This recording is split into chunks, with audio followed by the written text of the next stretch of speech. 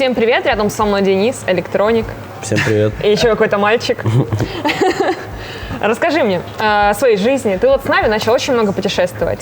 Не учитывая, не беря во внимание разлуку с близкими и все вот это, нравится тебе ездить на турниры по разным странам? Есть одна большая проблема в этом всем. Я боюсь летать, и поэтому каждый перелет, сейчас мне с этим стало гораздо проще. То есть, когда я играл в флипсайд, я просто мало летал, и поэтому такой фобии выраженной не было. А с Нави, я постоянно путешествую, куда-то летаю, постоянные перелеты, разные перелеты бывают, то есть трясет сильно, всякое бывает, то есть и нервничаю иногда от этого. Тебе, конечно, не повезло, но главное, что ты нашел способ как-то с этим бороться? Да, я внушил себе то, что от меня ничего не зависит уже. Даже я сажусь в самолет, все, от меня уже больше ничего не зависит. Когда самолет приземляется, и ты куда-то прилетел в какую-то прекрасную страну, вот какая поездка тебе запомнилась больше всего? Мне всегда очень нравится возвращаться в Америку, особенно в Лос-Анджелес, то есть это, скажем так, мой город. Да, почему? Потому что тепло? Тепло, люди там разные такие, то есть мне это очень нравится, это мне по душе. Что бы ты выбрал, турнир в Москве или в любой другой стране мира? Тебе комфортнее играть дома или за границей? Наверное, за границей, потому что зачастую на русских турнирах не забит полный зал, как на других турнирах. То есть, если брать в расчет ESL Кёльн, там 10 плюс тысяч человек сидит и болеет, это очень, до мурашек аж бывает порой. Где, кстати, громче всех болеют за Нави? В Кёльне за нас очень круто болели до момента, пока мы с бегами не встретились. Я еще слышал, что в Катовице, то есть в Польше очень любят Нави.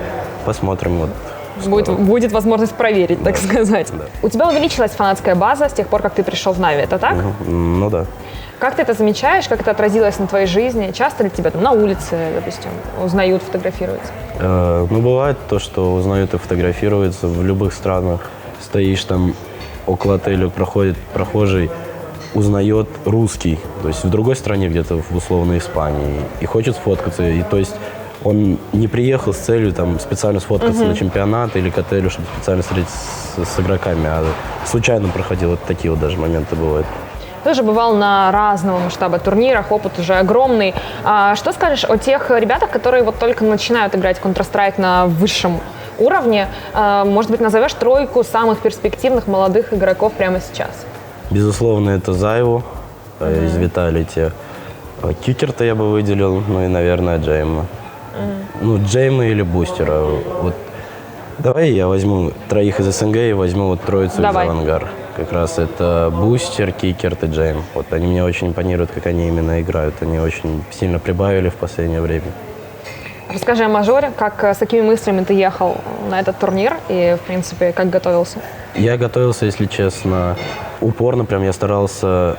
Не то, что я не вылезал из КС, но я над многими аспектами работал, которые мне могут в КС помочь. Спокойствие во время игры, правильное мышление. Многие могут подумать, что это связано как-то с семейными, но это не связано никак с семейными, то есть это скорее то, что я стараюсь поменять сейчас свою игру и пытаться делать что-то новое на двух фронтах, чтобы стать еще сильнее как игрок в дальнейшем. Групповая стадия прошла, у нас сейчас перерыв перед стадией плей-офф. Как оцениваешь ваше выступление? Всем ли доволен? Был ли момент, когда ты действительно понимал, что что-то начинает идти не по плану?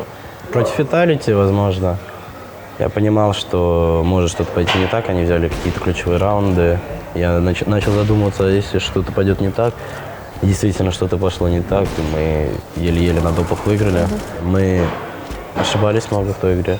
Плохая, возможно, коммуникация в какой-то определенный момент стала, зажались, и тем самым мы до допов довели, на дополнительных раундах выигрывали. А так, в принципе, вся групповая стадия прошла более-менее для нас хорошо, то есть мы выступали. Да. А игра с Liquid? Пару слов о ней. Если честно, мы, мне кажется, отдали свой мираж, то есть, которые должны были выигрывать. На Дасте мы просто много ошибались, но хочется выделить хорошую стрельбу Liquid. Такая карта, как Даст, это для них подходит, потому что у них очень крутые стрелки.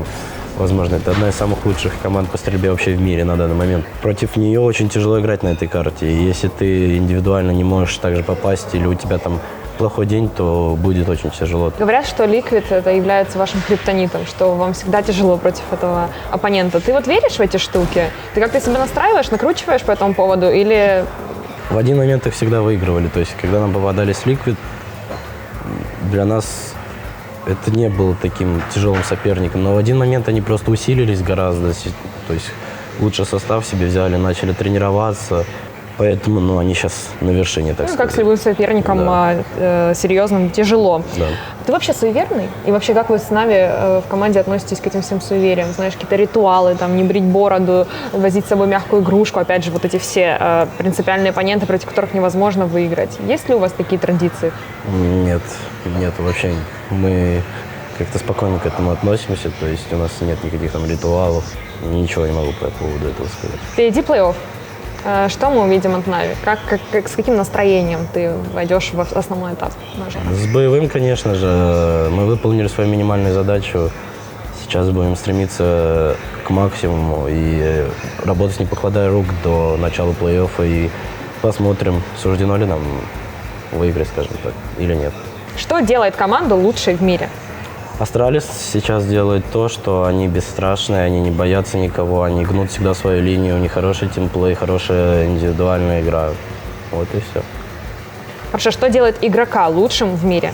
Стрельба крутая, хорошее понимание ситуации на карте и хорошее использование гранат. Бывает ли у тебя чувство, когда тебе уже не хочется играть в Counter-Strike, тебя уже воротит от этого? Да, бывает, когда очень много играешь. У меня был момент, вот зимний вот этот отпуск, у меня после отпуска было 150 часов, то есть я никуда не полетел, я играл в Counter-Strike. И я понял, что... Лучше полетел. Да, лучше бы я куда просто не заходил в отпуске, потому что пришло просто к тому, что я переиграл. Но я все равно продолжал и продолжаю сейчас играть до сих пор, как могу. Посмотрим, что из этого. Кстати, играешь во что-то, кроме Counter-Strike, чтобы отвлечься? На PlayStation могу иногда в FIFA зайти, там, в UFC поиграть или же... А в Apex у нас сейчас такая тема острая. Нет, я в такие игры не играю вообще. Я, то есть, ни разу не играл даже в Fortnite. Я слышал что-то про Apex Legends, недавно вообще начал слышать об этом и особо ничего не знаю. Играл раньше в PUBG, у меня где-то 250 часов вообще за все время, и перестал играть, мне неинтересна эта игра. Какая у тебя цель или мечта? Написать какую-то историю, связанную со своим именем. Но это и такая же мини-мечта. То есть буду делать все для этого. Еще у меня цель и мечта быть хорошим там, семьянином, хорошим тиммейтом. То есть такие у меня человеческие. Это прекрасные цели, я хочу тебе сказать. Как бы ты описал про КС-сцену сейчас? Неописуемо. Хорошо, если бы ты сейчас встретил Гейб Ньюэлла, что бы ты ему сказал? Ничего, сказал привет, сфоткался бы с ним и всем хвастался, что у меня есть фотка с ним. Это правильно, потому что в Инстаграме подписчики сами себя как бы не наберут. Да. Спасибо тебе большое за интервью. Спасибо.